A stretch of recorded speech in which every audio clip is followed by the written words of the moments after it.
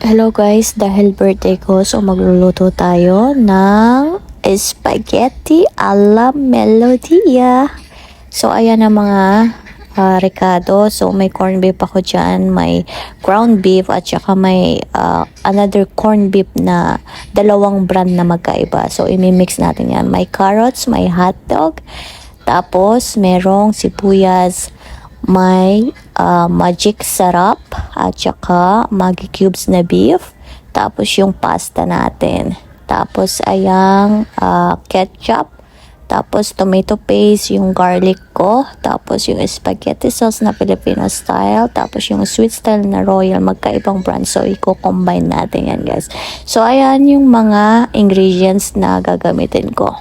So ayan na, inumpisahan ko ng igisa yung hotdog, yung ground beef kasi frozen yan siya. So meron siyang garlic at saka onion.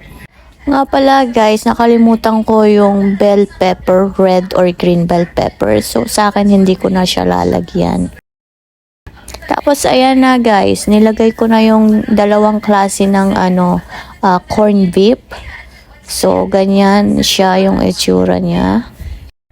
Tapos sinunod ko nang ilagay yung carrots. Yung carrots ko medyo yung ganyan yung itsura niya kasi hindi ko siya hiniwa ng mano-mano. So ayan, nilagyan ko na ng keso, cheese, yung sauce. Nilagay ko na rin yung mga Filipino style na sauce, dalawa, tapos yung tomato paste, tapos yung ketchup. So ayan yung itsura niya guys.